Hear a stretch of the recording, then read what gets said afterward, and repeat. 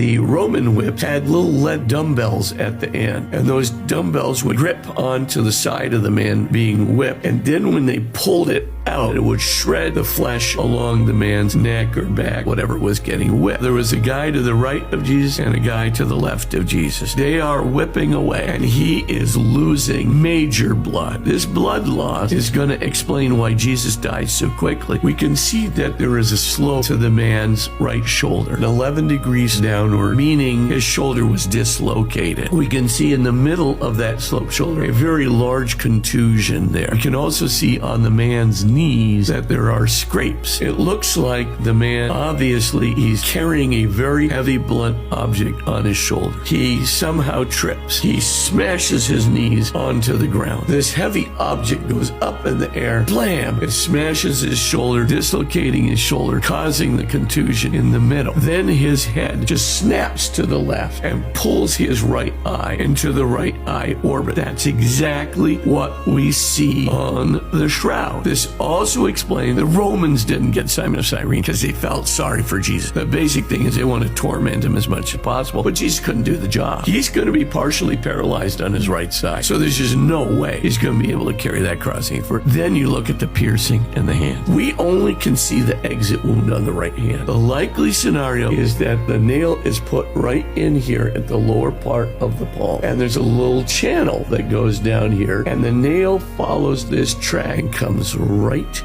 out there, exactly at the angle of the exit wound in the man's hand. The amount of pain, because there's a complex of nerves. So when you're hanging there, your diaphragm is fully distended. You're not going to be able to breathe. You got to pull yourself up. Ripping against your own flesh. Ripping against your flesh. And by the way, this guy was not nailed to a little ledge on the cross. His foot is literally nailed to the wood of the cross. A man in that shroud definitely was crucified with a crown of thorns. And not only that, the thorn that was used in the crown is called a Syrian Christ thorn, a very long curved thorn that embeds itself, penetrate into the nerve in the skull and flesh, terribly painful. The body that lay in that tomb was crucified in exactly the way described in the gospel narrative. No question in my mind about it.